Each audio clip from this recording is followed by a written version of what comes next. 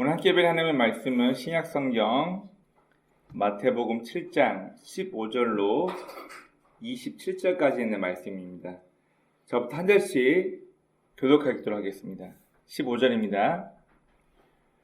거짓 선지자들을 삼가라. 양의 옷을 입고 너희에게 나오나 속에는 노략질하는 일이라. 그들의 열매로 그들을 알지니 다른 나무에서 포도즙을 엉겅퀴 나무에서 무화과 나무느니라. 이와 같이 좋은 나무마다 아름다운 열매를 맺고 못된 나무가 나쁜 열매를 맺나니 좋은 나무가 나쁜 열매를 맺을 수 없고 못된 나무가 아름다운 열매를 맺을 수 없느니라. 아름다운 열매를 맺지 아니하는 나무마다 찍혀 불에 던져지느니라. 이러므로 그들의 열매로 그들을 알리라. 나더러 주여 주여 하는 자마다 다 천국에 들어갈 것이 아니요 다만 하늘에 계신 내 아버지 뜻대로 행하는 자라야 들어가리라. 그날에 많은 사람이 나더러 이르되 주여 주여 우리가 주의 이름으로 선지자를 하며 주의 이름으로 귀신을 쫓아내며 주의 이름으로 많은 모든 하지 아니하였나이까 하리니. 그때에 내가 그들에게 밝히 말하되 내가 너희를 도무지 알지 못하니 불법을 행하는 자들아 내게서 떠나가라 하리라. 그러므로 누구든지 나의 이 말을 듣고 행하는 자는 그 집을 반석 위에 지은 지혜로운 사람 같으니. 비가 내리고 창수가 나고 바람이 불어 그 집에 부딪히되 무너지지 아니하나니 이는 주추를 반석 위에 놓은 까닭이요. 나의 이 말을 듣고 행하지 아니하는 자는 그 집을 모래 위에 지은 어리석은 사람 같으니. 다같이 비가 내리고 창수가 나고 바람이 불어 그 집에 부딪히매 무너져 그 무너짐이 심하니라. 아멘. 기도하겠습니다. 하나님 오늘도 저에게 귀한 건강 허락하시고 벌써 올 한 해의 마지막 12월 첫 주를 하나님 앞에 예배를 드리게 하시면 감사합니다. 하나님, 우리의 생각과 마음이 이 세상의 사람들과 이 세상 풍파, 이 세상의 문화를 쫓아가는 것이 아니라 하나님의 백성답게 하나님의 말씀을 늘 마음 깊이 새기며 우리가 성도답게 사는 것이 무엇인가 늘 고민하는 우리의 삶, 우리 일상이 되게 도와주옵소서. 우리 매 순간 무엇인가를 선택하고 결단할 때 사람들을 의식합니다. 사람보다는 주변 환경의 평가보다는 하나님께서 나의 삶을 어떻게 지켜보실까를 먼저 의식할 수 있는 주님의 참된 성도가 될 수 있도록 인도하시고 우리가 어리석어서 미련하여서 가지 말아야 할 길에 우리가 죄악으로 인하여서 우리의 중심이 무너질 때 하나님을 먼저 의식할 수 있는 저희 삶이 되게 도와주옵소서. 오늘도 부족한 자가 주의 말씀을 들고 단 위에 섰습니다. 약속된 하나님의 말씀만 증거하는 입술을 되게 도와주옵시고 하나님의 말씀이 이용하여서 정치적인 이야기, 자기 개인적인 이야기를 하지 않고 오직 하나님의 마음이 무엇인가를 잘 전달하는 입술 되게 도와주셔서 이 시간이 종교 행사하고 끝나는 시간이 아니라 시간 낭비하고 가버리는 시간이 아니라 말씀을 통하여서 하나님과의 만남을 경험하는 귀한 시간이 될 수 있도록 인도하여 주옵소서. 함께 하시고 인도하실 것 믿사며 우리 구주 예수님의 이름으로 감사하며 기도드립니다. 아멘. 오늘 우리가 읽었던 이 본문 말씀은 예수님께서 이 잘못된 율법에 대해서 하나님의 말씀을 온전히 깨닫지 못하고 인간적인 법 조항만 지키면서 다른 사람을 올바른 게 인도하지 못하고 오히려 구렁텅이로 빠지게 만드는 종교 지도자들의 잘못된 모습에 대해서 우리에게 계속 이야기해주고 계십니다. 제가 앞서 계속 말씀드리고 있지만 이 마태복음은 구약 성경 그리고 토라, 모세오경을 너무나 잘 알고 하나님을 잘 믿고 섬긴다고 자부했던 유대인들을 청자로 이 마태복음 쓰여졌기 때문에 대부분 이 마태복음에서는 구약 성경에 능통하고 있는 이들이 우리는 율법을 너무 잘 알고 있고 우리는 하나님의 방법대로 살고 있어라고 자부하는 유대인들을 잘못을 그들의 율법에 대한 잘못된 가치관을 깨닫게 하기 위해서 쓰여진 복음서라고 우리가 생각하시면 될 것 같습니다.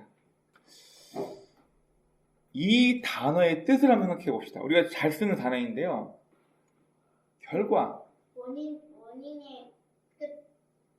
자, 뭐 사전을 보면은 어떤 일이나 사건이나 연속적으로 진행된 그 일의 실체에 대해서, 지속적인 상태에 대해서 우리는 결과로 얘기합니다. 자, 사전 한번 제가 찾아봤는데요. 자, 결과의 사전적인 의미는 어떤 사람이나 일의 과정을 집약한 증거래요. 그리고 연속적으로 일이나 사건이 지속적인 상태가 유지된 것을 결과라고 얘기합니다. 여러분, 우리 많은 젊은이들이 이제 대학교를 졸업하고 사회 초년생이 되어서 어떤 직장이나 기업에 입사하기 위해서 뭘 많이 내죠? 네, 이력서를 내고 또 그 회사에서 면접을 보게 됩니다. 여러분, 이력서란 말이 뭔가요? 이력. 나라는 사람이 과거부터 지금까지 어떤 과정을 거쳐오면서 지금의 단계에 이르는가를 알려주려고 합니다. 여러분, 공부 잘하는 게 이 세상에서 행복의 우선순위 전부는 아닙니다. 그러나 처음으로 회사에 입사한 사람을 이 사람이 과연 우리 회사에서 열심히 일할 사람인가? 과연 직장 동료들과 잘 어울리면서 트러블 없이, 불화 없이 동료애를 발휘하면서 회사에서 열심히 일할 사람인가? 처음 보는 사람을 뭘 보고 평가하고 판단할 거예요? 이력서밖에 없어요. 이 사람은 이런 과정을 거쳐서 이런 어려운 시기에 이런 자격증도 따고 이렇게 만들어오고 이렇게 준비해서 지금 이력서를 우리 회사에 제출하네? 네. 결국 공부란 것은 어떤 일정한 학위를 잘 준비해서 마쳤다는 것은 그만큼 그 사람이 남들처럼 놀고 싶고 쉬고 싶고 자고 싶고 자기 취미만큼 다 하고 싶은 그 시간을 절제하고 인내하면서 해야 할 것을 다 해왔다는 성실함을 인정하기 때문에 이력서 하나를 보고 그 사람을 평가한다는 거예요. 그러면 처음 보는 사람을 만나서 이 사람을 우리 회사의 직원으로 채용할 때 이력서 말고 그 사람을 한 번에 평가할 수 있는 기준이나 방법이 있는지 한번 생각해 보십시오. 있습니까? 엄밀히 말하면 없습니다. 그렇기 때문에 이 결과란 말은 과거에 우리의 상태나 우리가 결단했던 어떤 일이 지금 발생되기 전까지의 모든 걸 집약하고 영속되어지고 있는 지금의 이 현재를 보여주는 것이 바로 결과란 말로 됩니다. 그리고 쉽게 말해서 이 결과란 말은 과정을 예상할 수 있는 기준점이 됩니다. 과정. 그리고 볼 수 없는 과거를 예측할 수 있는 척도가 됩니다. 여러분, 가끔 우리 TV 같은 데 보면은 근육질의 남성들이 나와가지고 자기 몸을 자랑하면서 유체미를 자랑하는 그런 것들을 많이 보게 됩니다. 자, 혹시 이 중에는 안 계신 것 같은데 근육을 만들기 위해서 노력하고 준비하는 게 얼마나 괴롭고 힘든지 혹시 경험해 보신 분이 계신가요? 여러분, 근육을 만든다는 것은 단순히 노동을 많이 해서 혹은 반복된 어떤 무언가를 많이 해가지고 이 사람이 근육을 만들었구나, 그렇게 말할 수 있지만 실제로 운동을 하고 자기 몸을 관리하면서 준비하는 사람들은 그 과정이 얼마나 힘들고 어려운지 알기 때문에 그 결과물을 보고 뭐라고 평가를 하냐면 이 사람 진짜 독하게 성실했네라고 먼저 판단을 합니다. 왜냐면 운동을 해보니까 근육을 만들기 위해서 얼마나 절제하고 또 약도 제대로 먹어줘야 되고 얼마나 힘들게 해야만 하는지 알고 있기 때문에, 그래서 보통 우리 남자들은 여자분은 어떻게 평가할지 모르겠어요. 몸매 좋은 근육장의 남자, 우리 속된 말로 헬창이라 그런 얘기도 가끔 많이 하기도 해요. 헬스에 미친 남자. 그만큼 성실하지 않으면 그 사람의 결과물을 우리는 예측할 수도 말할 수도 없는 것입니다. 그만큼 결과란 것은 우리가 과거부터 지금까지 어떠한 삶을 살았는지, 이력서 한 장을 보고 이 청년이 얼마큼 성실하게 자기의 인생을 준비해 왔는지 한눈에 알아볼 수 있는 것처럼 결국 결과라는 것은 우리는 실제로 보지 못했지만 이 삶의 과거부터 지금까지 어느 정도의 성실함을 가지고 살아왔는지를 우리는 알 수 있는 척도가 되기도 합니다. 오늘 우리가 읽었던 이 본문 말씀은 결과를 예측할 수 있는, 잘못된 율법을 가지고 하나님을 잘 섬기고 있어라고 자만하고 있던 이스라엘 사람들, 그리고 특별히 당대 종교 지도자들을 향하여서 예수님의 일침을 가하고 있는 본문 내용입니다. 먼저 15절 말씀입니다. 자, 15절 말씀 보니까 거짓 선지자들, 겉은 양의 탈을 쓰고 있는데 속은 뭐라고요? 노략질하는 일이라. 우리 아이들 영화나 만화 같은 거 보면은 늑대가 양을 잡아먹기 위해서 양의 탈을 뒤집어 쓰고 양인 것처럼 꾸며가지고 양의 집으로 찾아갑니다. 그리고 손녀 내밀어봐야 우리 엄마 손은 맞는데 목소리가 아닌 것 같아요. 자, 그런 이소부화나 그런 이야기들 많이 우리는 알게 됩니다. 여러분, 예수님은 이 종교 지도자들을 향해서 어떻게 표현을 하고 있냐면, 안진뱅이가 안진뱅이를 일으킬 수 있겠냐? 자, 요즘 이런 단어를 못 쓰게 하는데, 다리가 장애를 가지고 있는 사람이 다른 사람을 일으켜 세워줄 수 있나요? 예수님은 종교 지도자를 향해서 이렇게 얘기를 합니다. 자기네들도 앞을 보지 못하면서 다른 사람을 길로 인도하고 있는 격이다. 자기도 하나님의 말씀을 제대로 이해하지 못하면서 나는 이만큼 하고 있으니까 너희들은 나를 본보기 삼아서 따라와. 예수님은 그들을 향하여서 자기네들도 천국 못 가면서 다른 사람들도 천국에 가지 못하도록 막는 1등 공신이다라고 얘기까지 하십니다.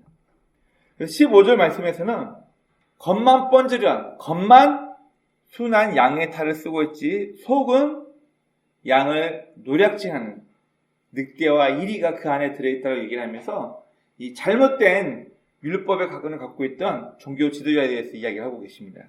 그리고 16절부터 20절 말씀에서는 그 나무가 어떠한지는 나무의 열매로 말해준다. 열매를 통해서 그 나무가 좋은 나쁜지 나쁜 나무인지를 알게 된다고 얘기를 하십니다. 그리고 21절부터 23절 말씀에서는 주여 주여 우리가 주의 이름으로 귀신을 쫓아내고 권능도 행하지 않았습니까? 불법을 행하는 자들아 나는 너희가 누구인지 도무지 모르겠다. 나를 떠나가라. 이런 만약 이런 일이 있으면 안 있겠지만 우리가 평생을 교회를 다니면서 열심히 예수를 믿고 하나님의 방법대로 살았다고 자부하다가 각자 삶의 시간이 다 끝나서 주님 앞에 갔어요. 예수님께서 네가 내 뜻대로 잘 살았구나 반겨주며 우리를 천국으로 인도할 줄 알았는데 이 불법을 행하는 자들아 나는 너네가 도무지 누군지 모르겠다. 나를 떠나라. 무슨 얘기예요? 천국에 간다는 얘기예요? 못 간다는 얘기예요? 못 간다는 얘기예요. 무서운 이야기입니다. 교회에 다닌다고 다 구원받나? 여러분 한 번쯤은 고민해 봐야 됩니다. 이신득이 내 노력으로 내가 선행을 한 것만큼 내 공로가 인정받아서 천국 가는 건 절대 아닙니다. 다만 예수 그리스도의 십자가 희생과 부활을 통해서 그걸 믿고 그 가르침대로 살아온 사람들이 이신득이 믿음으로써 의롭다라는 인정을 받아 우리가 하나님의 자녀로 인정받게 된다고 얘기를 합니다. 그리고 구원이라는 얘기합니다. 교회에 다닌다고 해서 다 과연 구원받을까? 한 번쯤은 우리는 고민해봐야 되고 교회 다니게 하면 무조건 다 천국과 구원받아 이렇게 얘기할 수도 없는 노릇입니다. 그래서 21절부터 23절까지는 종교인의 최후, 하나님으로부터 외면받는 그들의 최후에 대해서 이야기하고 있습니다. 그리고 24절부터 27절 말씀 보면 집을 바위 위에 지어야 되는데 반석 위에 집을 짓지 않은 사람들은 그 경고를 무시하고 편하게 남들도 다 그렇게 하니까 편하게 반석 아닌 다른 곳에 편하게 평지에 집을 지은 사람들은 나중에 비가 왔을 때 창수가 터지고 강물처럼 되어서 그 집이 나중에는 다 휩쓸려 내려간다라고 마지막에 경고를 하고 있습니다. 자, 앞서 얘기한 것처럼 오늘 본문 15절 처음 부분을 보겠습니다. 이스라엘 사람들은 먼저 솔로몬에 의해서 첫 번째 성전이 지어지고 그 다음 하나님의 말씀을 어긴 이스라엘 백성들이 포로기 바벨론에 의해서 하나님의 성전이 완전히 무너지고 바벨론의 포로로 끌려갑니다. 이때 이스라엘 사람들이 뭘 연구하게 되냐면은 우리가 분명 선민인데 하나님께 선택받은 민족인데 왜 우리가 망하지? 하나님의 보살핌을 우리가 선민임을 보여주는 대표적인 양식이 바로 하나님의 성전이거든요. 어떻게 이 성전이 무너질 수가 있어? 이런 치욕스러운 일이 포로기 때 이스라엘 백성들이 뭘 연구하게 되냐면 이건 분명 우리가 하나님의 율법을 지키지 않아서야. 우리의 조상들이 하나님의 말씀을 업신여겼기 때문에 그러니까 우리는 더 열심히, 더 많이, 더 세분화시켜서 하나님의 말씀인 토라, 율법을 지켜야만 해. 그래서 어떤 사람들은 613가지로 율법을 세분화해서 어떤 사람들은 617가지 정도로 세분화시켜가지고 이 하나님의 말씀을 종교적으로 지켜야 향하려는 노력을 이때부터 시작하게 됩니다. 결국 예수님이 말씀하신 것처럼 이들은 형식만 남고 그 형식에 담겨있는 의미를 다 빼버립니다. 여러분 우리나라 특히 동양권에는 이런 문화가 있습니다. 스승의 그림자도 밟지 마라. 무슨 얘기예요? 그림자도 밟으면 안 돼요? 그리고 누군가 잔을 주면 그냥 앞에서 마시지 않고 꼭 고개를 돌려가지고 잔을 듭니다. 여러분 그리고 아침에 만나면 밤새 안녕하셨습니까? 빌려 없죠? 허리를 숙여서 인사를 합니다. 이런 행위들이 왜 필요해요? 왜 필요하나요? 이런 행위들은 내 마음에 있는 것을 겉으로 보여줘야지만 상대가 이 사람이 나를 존중하고 있구나. 이 사람이 나에게 이런 행위를 통해서 자신의 위치를 나에게 보여주고 있구나. 여러분, 우리가 흔히 말하는 예의 범절이라는 것은 상대방에게 내 몸의 어떤 행동을 통해서 이 사람이 나를 존중하고 있구나. 이 사람이 인사함을 통해서 우리는 깨닫게 됩니다. 선생님 안녕하세요. 어르신 안녕하십니까? 고개 빳빳이 들고 말만 한다면 그 사람이 알까요? 여러분 표현하지 않으면 절대로 알 수 없죠. 처럼 이스라엘 사람들은 이 율법을 너무 열심히 지키려고 하다 보니까 형식만 남아있을 뿐 율법을 주신 하나님의 마음에 대해서는 완전히 간과해버립니다. 예수님께서도 율법을 폐기하러 온 것이 아니라 율법을 완전하게 만들기 위해서 내가 왔다라고 얘기를 하십니다. 형식만 남게 되고 율법의 정신은 이들이 다 버리게 됩니다.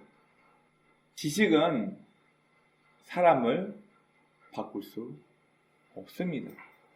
많은 것을 알고 있는 분들, 행동하지 않으면 그 지식이 사람을 바꿀 수 없는 것처럼 많은 율법에 대해서 율법을 세분화해서 지키고 있다고 하지만 당시 율법학자들, 종교 지도자들은 율법을 지키고 있다고 말하고 있지만 그들의 삶은 하나님의 마음과 동떨어져 있는, 심지어 예수님이 이들을 향하여서 양의 가죽만 뒤집어 쓰고 있는 노력하는 일이다라고 이들을 표현합니다.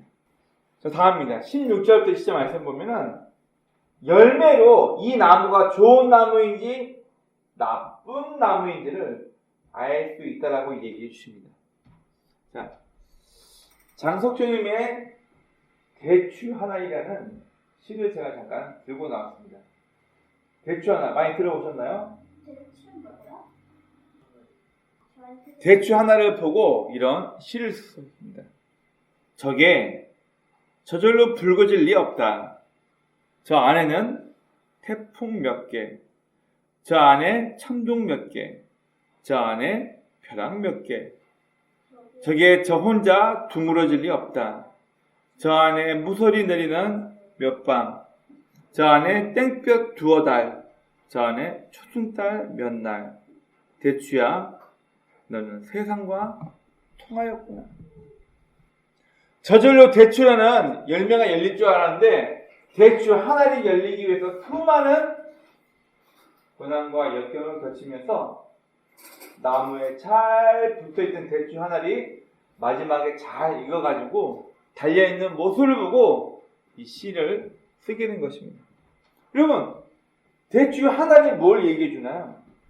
봄과 무덥고 태풍 부는 그 여름과 가을을 버티면서 대추 한 알이 잘 익은 것을 통해서 시인은 대추 한 알에 인용해서 야, 저 대추도 저 무수한 어려움과 역경을 극복하면서 지금의 이 결과를 이루었구나.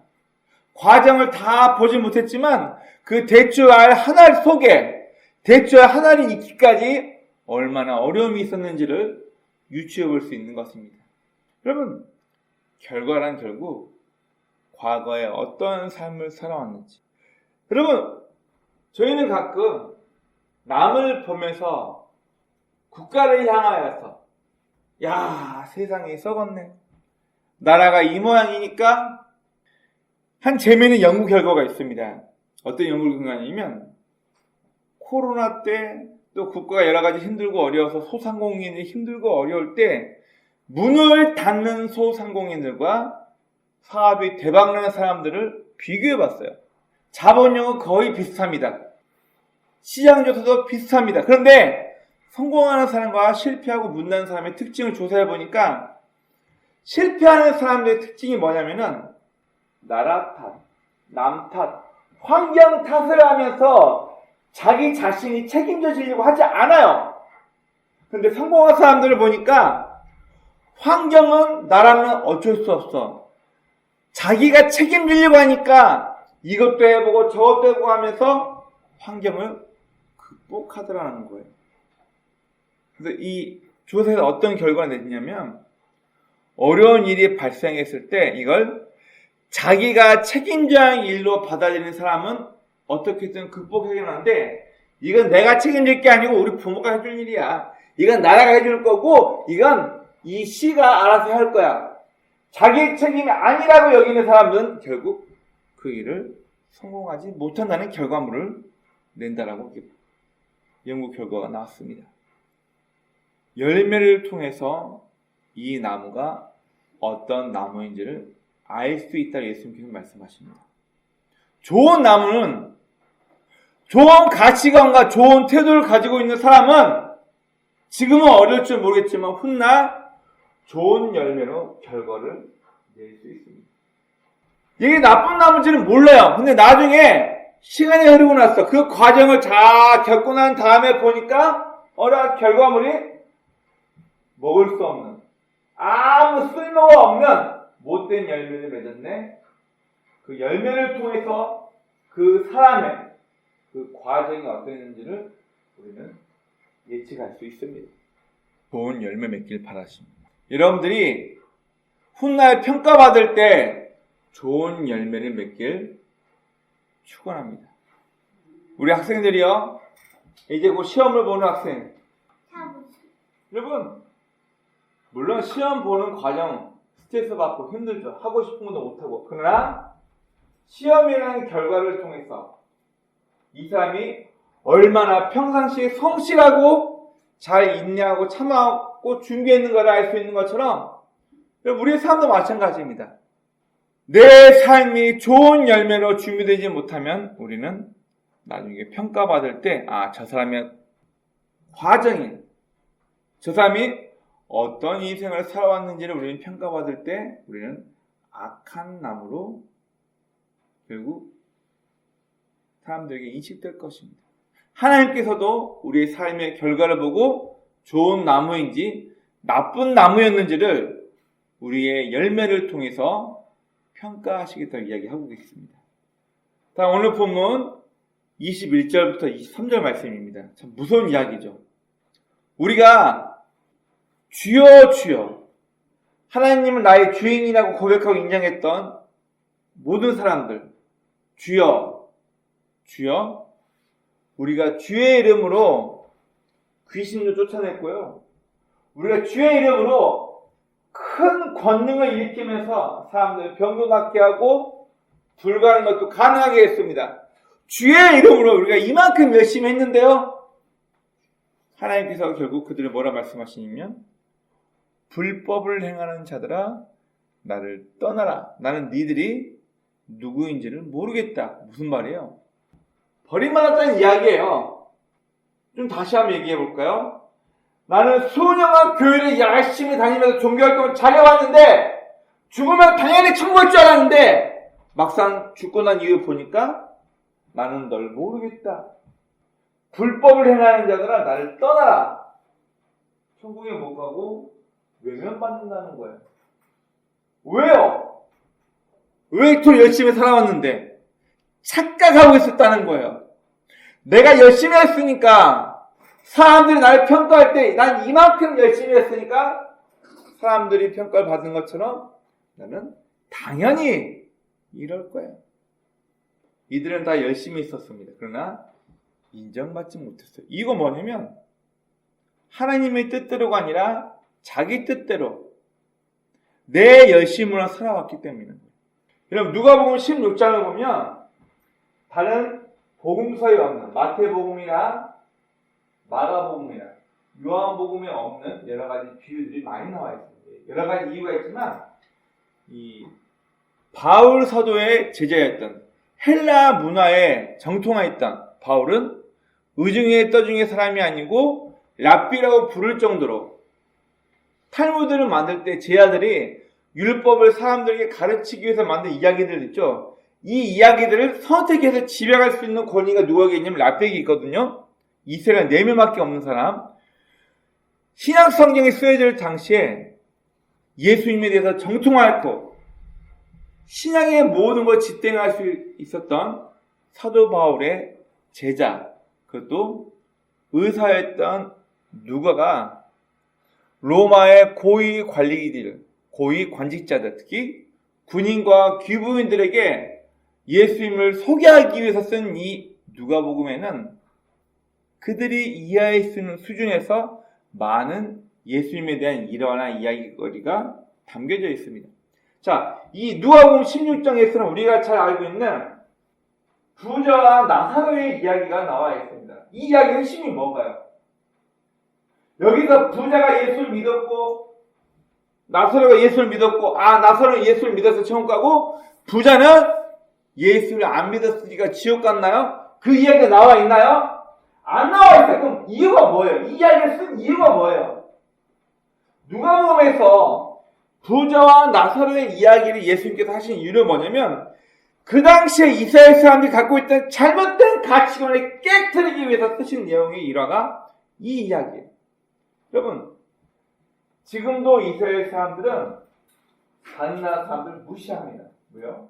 너희는 구원 못 받아. 아니 나도 하나님 잘 믿으면 구원 받지 않아요? 아니 너희는 애지 않죠? 너희는 죽어서 다시 태어나기 전에는 너희는 구원 못 받아. 왜요? 이스라엘 사람이 아니니까. 여러분 이런 가치관을 가지고 있는 나라가 이스라엘 사람들. 가보시면 정말 화나고 무시받는 느낌을 많이 받게 하는 나라가 이스라엘 사람들입니다. 자, 왜 그러냐면 이스라엘 사람들은 자기네들은 구원받는 선민, 애초부터 처음부터 이스라엘 사람으로 태어나지 않으면 구원받지 못한다는 가치관을 갖고 있는 이 사람들의 머리에. 자, 그런데 보세요. 예수님께서 이 부자와 나사로 이야기를 쓰는 이유가 뭐냐면은 유대인들은 무조건 다 구원받아요. 다시요. 유대인들로 태어났으면 남녀노소 직위가 높고 낮고를 떠나서 무조건 다 구원받는다는 게 이들의 사고방식이에요. 나사로 왜 거지로 살고 있는지 말 나와 있지 않습니다. 거지로 살다가 부자의 상에서 떨어지는 찌꺼기 집어먹고 살다가 죽어서 아브라함 품에 안겼대. 구원받았다는 얘기예요. 그럼 당연하지. 당연하지. 부자건 거지건 죽어서 유대인이 천국 간다. 당연한 거예요. 자, 그런데 예수님께서 이 비유를 통해서 말씀하신 게 뭐냐면 이 당시 이스라엘 사람이 갖고 있는 잘못된 가치를 깨트리기 위해서. 자, 그 다음 부자예요. 호의호식하며 사람들 앞에 인정받으며 잘 먹고 잘 사던 부자가 죽었어요. 당연히 천국 갈 줄 알았는데 그는 아버지 아브라함의 품 천국에 가지 못하고 지옥 불구덩이에서 고통당하고 있는 거예요. 자, 누가복음에서는 이 부자가 하늘 향해 열려있는 구멍으로 아버지 아브라함의 품에 안겨있는 나사로를 보고 구해달라고 손짓해요. 뭘 얘기하냐면 너와 나 사이에는 큰 갭이 있어가지고 널 도와줄 수가 없다. 제발 손끝에 물 한 방울만 떼가지고 내 혀에 좀 더 씌워주세요. 그만큼 지옥 불구덩이 가운데서 고통받고 있으니까 물 한 방울만 내 혀에 달라는 거예요. 안 된다. 이 부자가 부탁을 합니다. 뭘 부탁하냐면 그러면 나는 지금 지옥에서 고통당하고 있는데 죽은 나사로를 내 가족에게 보내서 제발 지옥에 오지 말아달라고 얘기하면 죽은 사람이 와서 천국과 지옥을 보고 얘기해주면 그들이 나사로가 한 얘기를 들을 것이다. 제발 내 사랑하는 가족들은 지옥에 오지 않게끔 제발 도와주세요. 아브라함이 뭐라고 얘기하냐면 이미 그들에게는 율법을 가르치는 선지자들과 모세의 율법이 있다. 죽은 나사로가 살아나서 그들에게 간들 이미 하나님의 율법을 듣지 않고 지키지 않는 그들에게 죽은 사람이 살아나서 얘기한들 그들은 이 말을 믿지 않을 거다, 듣지 않을 거다 그 얘기를 하는 거예요. 무슨 얘기인가요? 이 누가복음에서 있는 이야기의 핵심은 모든 사람이 다 구원받는다라는 것을 얘기하고 있지 않습니다. 엄밀히 말하면 유대인이라고 다 구원받는 것이 아니라 하나님의 방법대로 사는 사람 그리고 하나님의 방법대로 살지 않는 사람은 천국과 지옥이 갈린다는 것을 이야기해주고 있지 이스라엘 사람의 특권에 대해서 잘못된 이스라엘이면 무조건 다 구원받는 의식을 깨트리기 위해서 이 누가복음에서는 이 부자와 나사로의 이야기를 하고 계십니다. 그리고 여러분 나는 이만큼 열심히 왔으니까 나는 교회 목사고 장로니까 나는 수십 년을 교회에서 봉사하며 예배를 잘 드려왔으니까 나는 구원받을 거야. 불법을 행하는 자들아 나에게서 떠나라. 무서운 이야기죠. 앞에 있는 저와 여러분이 훗날 주님 만날 때 우리의 생명이 다하여서 주님 만나러 갔는데 네 열심을 인정할 수 없다. 네가 누군지 모르겠다. 주님께 외면받는다면 우리는 구원받지 못한다는 거예요. 내 생각이나 내 열심이 아니라 하나님의 방법대로 사는 것이 중요하다는 것을 이야기하고 있습니다. 그날에 나더러 주여 주여 하는 자마다 천국에 들어갈 것이 아니요 다만 하늘에 계신 내 아버지의 뜻대로 행하는 자라야 들어가리라. 그날에는 많은 사람이 나더러 이르되 주여 주여 우리가 주의 이름으로 선지자 노릇을 하며 주의 이름으로 귀신을 쫓아내며 주의 이름으로 많은 권능을 행하지 아니하였나이까 하리니 그때 내가 그들에게 밝히 말하되 내가 너희를 도무지 알지 못하니 불법을 행하는 자들아 내게서 떠나라. 우리가 분명 주의 이름으로 주여 주여 부르면서 귀신을 쫓아내고 수많은 기적을 행하지 않았습니까? 너희는 아버지의 뜻대로 살지 않았고 불법을 행하며 살아왔다라고 예수님께서 이들을 내쫓는 이유를 성경에서 말하고 있습니다. 나라는 사람이 좋은 열매를 맺는 삶의 과정을 겪지 않았다면 나라는 사람이 악한 열매를 맺는 삶의 과정을 살아왔다면 우리는 내가 교회를 열심히 다녔으니까 라는 걸로 만족할 수 없다는 것을 이야기하고 경고하고 있는 것입니다. 그리고 오늘 본문 마지막 부분입니다. 이 24절부터 27절 말씀에서는 어디에 집을 지을 거냐로 우리에게 쉽게 얘기하고 있습니다. 자, 여러분 생각해 보십시오. 지금 이 이야기는 예수님이 태어날 당시부터 그러니까 BC 4년부터 AD 30년 사이에 있던 그 사이에 살고 있던 문화권을 가지고 있는 사람들을 대상으로 쓰여진 성경이에요.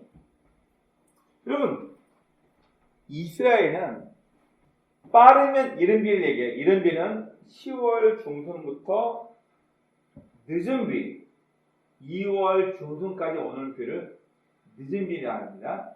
일찍 시작해서요. 10월, 원래는 11월 달에 시작해야 되는데 10월 중순부터 우기가 시작됩니다. 그리고 보통은 2월 초에 끝날 비가 2월 말이나 3월 초까지 오는 비를 늦은 비, 즉 겨울 시작부터 봄이 오기 직전까지만 비가 오고 나머지는 비가 안 와요. 이스라엘뿐만이 아니라 약간씩 차이는 있지만 이집트나 아프리카도 마찬가지로 겨울을 앞두고 비가 오고 나머지는 아예 비가 오지 않는 건기가 시작됩니다. 집을 지으려면 목재나 돌이나 이런 걸 가지고 집을 지어야 되는데 편하게 집 지으려면 사람들이 어디에 집 지을까요? 이미 평탄화가 다 되어 있는 곳. 어디? 실제로 사람들이 와디, 나할에 집을 져요. 와디가 뭐죠? 요즘 나온 교과서에는 와디라고 다 나와 있더라고요. 자, 와디는 뭐냐면 계절천. 우기 때 비가 와가지고 땅에 물이 흘러간 자국 때문에 이미 평탄화가 다 되어 있어요. 그러면 나무만 꼽아놓고 재료만 놓고 하면 집이 이미 만들어져요. 이렇게 집 지으면 어떻게 돼요? 네. 이걸 그 당시 사람들 알아요? 몰라요? 다 알고 있어요. 힘들어도 바위까지 올라가가지고 바위 울퉁불퉁한 곳에 평탄화 다 하고 힘들어도 높은 곳에 지대가 높은 곳에 집을 지어야지만 나중에 우기 때 창수가 터지는 걸 막을 수 있는 이미 알고 있어요. 그런데도 불구하고 왜 지금 예수님께서 이 비유를 왜 하냐면 이미 그 당시에 사람들은 우기가 되면 비가 오게 되면 평지처럼 보이는 이 평탄화된 이곳에 물이 모여가지고 강물처럼 휩쓸려가는 거 이미 다 알고 있어요. 그곳에 집 안 줘요. 바보들이 거기 집 짓지. 그런데 우리 10월 중순부터 우기가 시작되니까 10월 중순 전까지만 여기다 편하게 집 짓고 살다가 10월 중순 되면 여기서 피하면 돼. 여러분, 그래서 지금도 해년 꼭 2명에서 3명 정도가 이 와디에서 급류에 휩쓸려 실종해서 목숨을 잃는 경우가 매년 2명, 3명이 죽는데요. 왜요? 아니라니까. 10월 중순쯤 돼야지 비가 오니까 우리 그때까지는 여기서 유목생활하고 여기서 텐트 치고 편하게 살다가 10월 중순부터 비가 올 수 있으니까 여기 평탄화되어 있는 와디를 떠나서 그때 저 언덕으로 올라가자. 이스라엘은 지금도 경고문이 붙어 있습니다. 광야 들어갈 때 와디를 조심하라. 와디에서 우기가 되면 꼭 여러분 이 실제 와디에 우기 때 빗물이 모여가지고 강이 되는 걸 찍어놓은 영상이 하나 있거든요. 여러분 우리나라도 가끔 여름에 집중호우가 되면은 계곡에 텐트 펴놓고 야영하다가 사람 급류 휩쓸려 죽고 그러죠. 왜 그러지 아세요? 물이 천천히 불어나는 게 아니고 순식간에 물이 막 오니까 무릎 갑자기 허벅지 이런 식으로 물이 차올라요. 대처를 못하니까 사람이 죽는다고요. 와디도 마찬가지입니다. 건기가 끝나고 우기가 되면은 물이 갑자기 휘말려 오기 때문에 우리나라 한강 저리가 날 정도 엄청난 강폭으로 물이 한 번에 휘슬려 내려와요. 안 된다고요. 꼼수를 써서 10월 중순까지만 우리가 와디에다가 천막을 치고 살다가 그래 10월 중순이 지나면 이때부터 비가 오기 시작하니까 우리가 그때 피하자.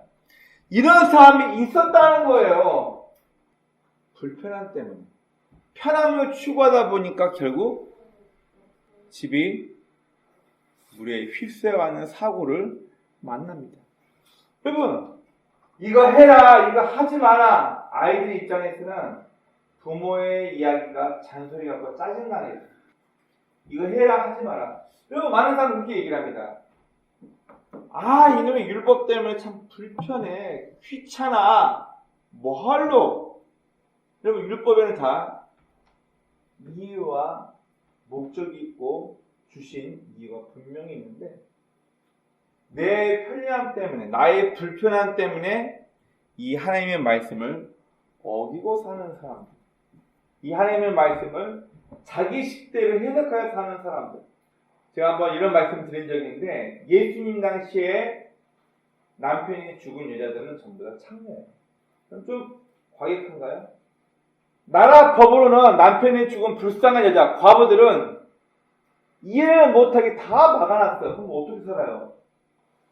살기 위해서 어쩔 수 없이 몸을 파는 거예요. 하나님의 율법은 남편이 없는 불쌍한 여인들은 일하지 않고도 살 수 있게끔 사회적으로 니네가 도와라고 해서 3년에 한 번 내는 11조로 그들을 돕게끔 되어 있는데 얘들을 안 도와줘요. 예전에 비유를 하시죠. 한 마을에 불의한 재판관이 있어요. 못된 재판관.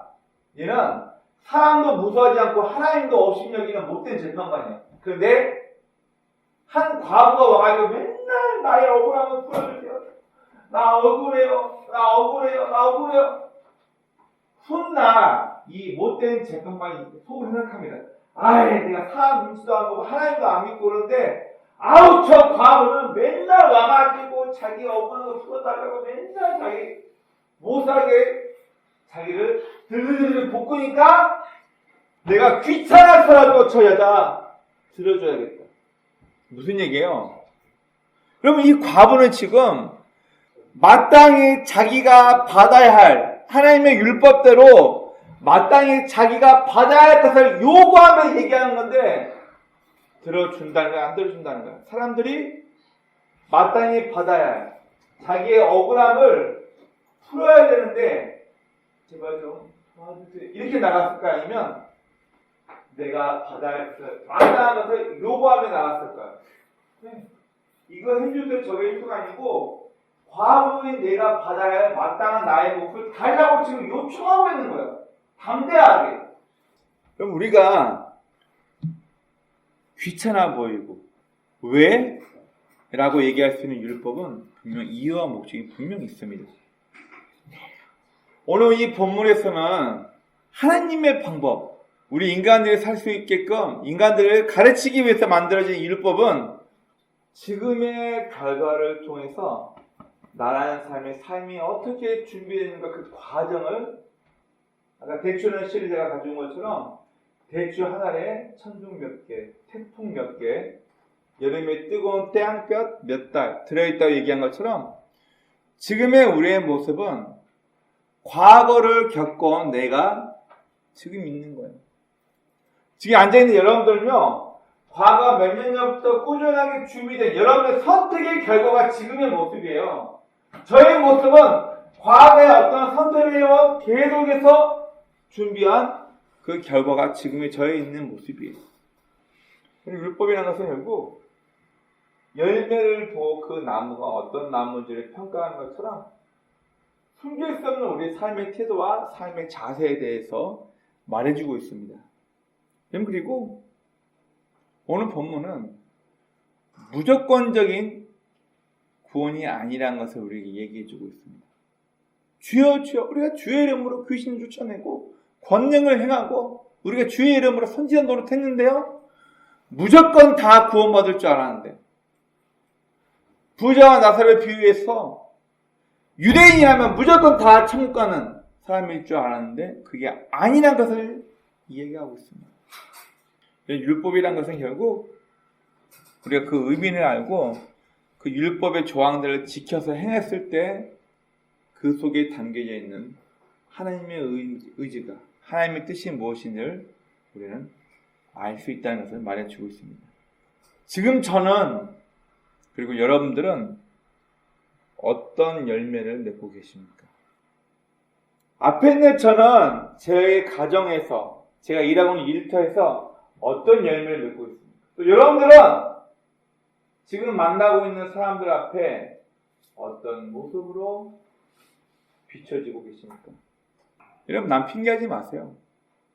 내가 가족을 잘못 만나가지고 내가 남편을 잘못 만나서 내가 친구를 잘못 만나 내가 지금 코로나 시국 기회를 잘못 타가지고 여러분 그런 말 구차한 변명하지 마세요. 지금의 나는 무언가는 모르겠지만 어제부터 계속해서 무언가를 선택하고 준비한 그 결과가 오늘의 나예요. 뭐라고 하면 우리 예수님도 열매를 통해서 이 나무가 어떤 나무인지 그 과정을 알 수 있다고 말씀하신 것처럼 오늘 저도 여러분들도 우리의 과거 다 보여줄 수 있고 알 수는 없지만 그 우리의 과거가 그 과정들이 집약되어서 지금의 저와 여러분이 있다는 것을 기억하면서 삶의 모든 자리에서 열매 맺을 수 있는 저와 여러분의 복된 삶이 되시길 주의 이름으로 축원합니다. 아멘.